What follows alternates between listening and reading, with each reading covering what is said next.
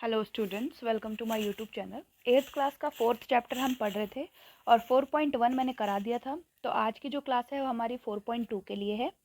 तो इसका पहला क्वेश्चन हमें क्या दिया है, इन प्रयोगों में आप जो परिणाम देख सकते हैं उन्हें पहिए को उनको लिखना है। ठीक है, तो पहला क्वेश्चन क्या है, पहिए को घुमाना।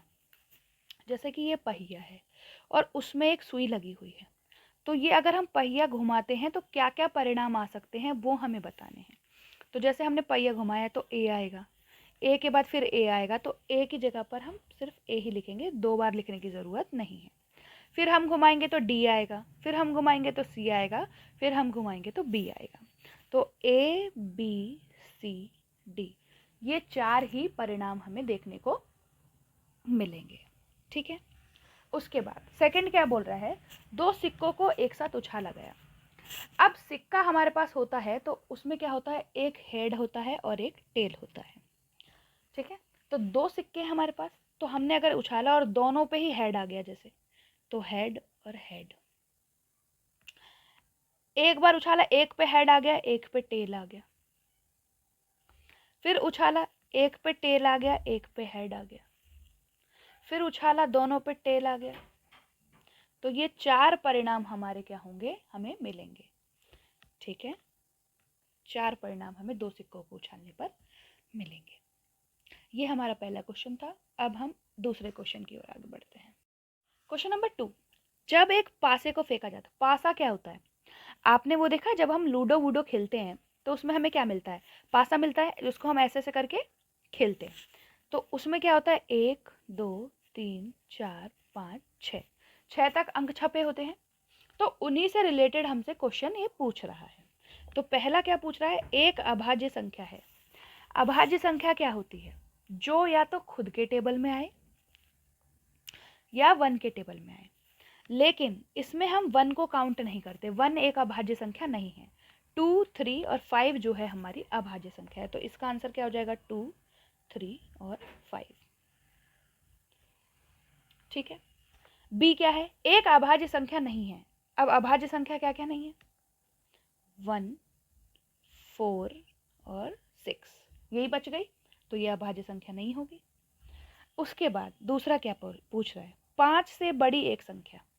तो 5 से बड़ी हमें क्या दिख रही है, एक ही दिख रही है, 6, तो हम वो लिख देंगे।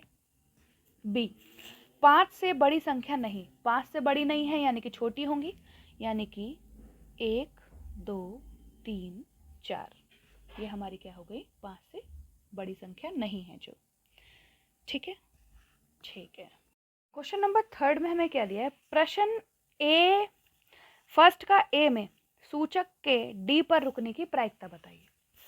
अब ये हमारा सूचक था। ठीक है, वो बोल रहा है कि ये हमारा डी पर आके रुकेगा, इसकी प्रायिकता क्या है। तो डी पर रुकेगा यानी कि एक ही है वो, और टोटल कितने हैं, 1 2 3 4 5। तो प्रायिकता ज्ञात करने का सूत्र होता है,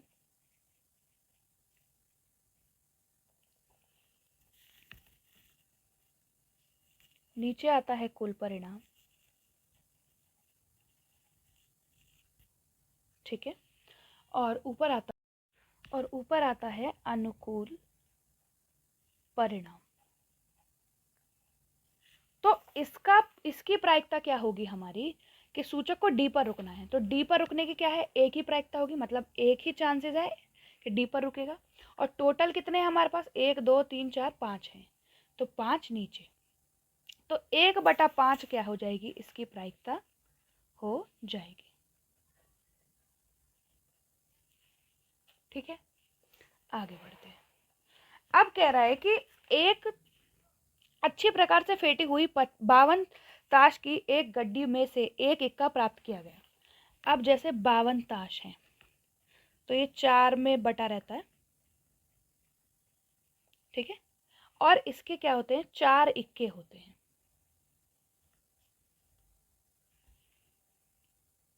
तो एक होती है ईंट, एक होती है पान, एक होती है चिड़ी, और एक होती है हुक्म। ये 4 प्रकार के पत्ते होते हैं और चारों में से एक एक इक्का हमारा आता है। तो टोटल इक्के हमारे होते हैं 4। ठीक है, 52 पत्तों में से 4 इक्के होते हैं। तो यहाँ पर प्रायिकता निकालने के लिए हम क्या लिखेंगे, प्रायिकता बराबर है अनुकूल परिणाम बटे कुल परिणाम। टोटल कितने हैं इक्के, 4, तो 4, और टोटल पत्ते कितने हैं, 52। तो इससे इसको काटेंगे तो 1/13 हमारा क्या हो जाएगा, इसकी प्रायिकता हो जाएगी। ठीक है, आगे लास्ट सी क्या दे रखा है, एक लाल सेब प्राप्त करने की प्रायिकता दी गई। अब इसमें रेड वाले जो आर लिखा हुआ वो क्या है, रेड सेब है, और जी वाला क्या है, ग्रीन सेब है। तो पहले हम टोटल गिन लेते हैं, टोटल कितने, 1 2 3 4 5 6 7, तो टोटल हो गया नीचे, और रेड कितने हैं, 1 2 3 4, तो 4 हो गया ऊपर। तो ये हो गई हमारी लाल सेब प्राप्त होने की प्रायिकता। ठीक है, ये हमारा हमने सेकंड क्वेश्चन समाप्त कर लिया है। थर्ड क्वेश्चन, आगे हम फोर्थ पे बढ़ते हैं। क्वेश्चन नंबर 4, 10 पृथक पर्चियों पर 1 से लेकर 10 तक संख्या लिखी है, यानी 1 2 3 4 5 6 7 8 9 और 10 पर्चियाँ लिखी हुई है। ठीक है, इसको मैं 1 सही से बना देती हूँ। उन्हें एक बक्से में रखकर अच्छी तरह से मिला दिया गया है। बॉक्स के अंदर से बिना देखे एक पर्ची निकाली जाती है। निम्नलिखित की प्रायिकता ज्ञात कीजिए। अब प्रायिकता ज्ञात करने के लिए सूत्र क्या है, अनुकूल परिणाम बटे कुल परिणाम। तो कुल कितनी है, पहले तो 1 2 3 4 5 6 7 8 9 10, तो 10 हो गए कुल। अब 6 की पर्ची निकाली है, उसका परिणाम क्या होगा, एक ही होगा, एक ही तो निकलेगा। अगर हम 6 निकालेंगे तो एक ही तो निकलेगा, तो यानी कि 1/10 हमारी संख्या 6 प्राप्त करने की क्या हो जाएगी, प्रायिकता हो जाएगी। ठीक है, दूसरा, 6 से छोटी संख्या प्राप्त करने की प्रायिकता बताइए। 6 से छोटी कितनी संख्या है, 1 2 3 4 5, 5 है तो 5 आ जाएगी। टोटल कितनी संख्याएं हैं, 10, 5 एकम 5, 5 दूनी 10, तो 1/2 हमारी क्या हो जाएगी, 6 से छोटी संख्या प्राप्त करने की प्रायिकता। अब 6 से बड़ी संख्या प्राप्त करने की, 6 से बड़ी कितनी संख्या, 1 2 3 4, 4, और टोटल कितनी है, 10, तो 2/5 हमारा क्या हो जाएगी, 6 से बड़ी संख्या प्राप्त करने की प्रायिकता। ठीक है, एक अंक की एक संख्या प्राप्त करने की प्रायिकता। एक अंक क्या होगा, हमारे 9 तक के सारे क्या हैं, एक अंक हैं, और 10 हमारे क्या हो जाते हैं, 2 अंक की संख्या हो जाती है। तो यानी कि 9 हमारी अनुकूल परिणाम और टोटल परिणाम हो गए 10, तो 9/10 हमारी क्या हो गई, एक अंक की संख्या प्राप्त करने की प्रायिकता हो गई। ठीक है, ये क्वेश्चन यहीं पे खत्म होता है। आगे बढ़ते हैं फिफ्थ पे। क्वेश्चन नंबर 5, यदि आपके पास 3 हरे त्रिज्याखंड हैं, कितने हो गए, 3 हरे हो गए हमारे, एक नीला हो गया और एक लाल, तो टोटल कितने हो गए हमारे पास, कुल 3 4 5, 5 हो गए। त्रिज्याखंड वाले एक घूमने वाला पहिया हो तो एक हरा त्रिज्याखंड प्राप्त करने की प्रायिकता। हरा त्रिज्याखंड प्राप्त करने की प्रायिकता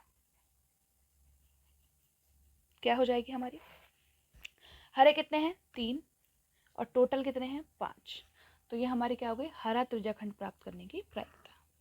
उसके बाद क्या कह रहा है, ऐसा त्रिज्याखंड प्राप्त करने की प्रायिकता क्या होगी, जो नीला ना हो, यानी कि ये ना हो, नीला ना हो, बाकी कुछ भी हो सकता है। तो 3 और 1 4, नीला ना हो प्रायिकता,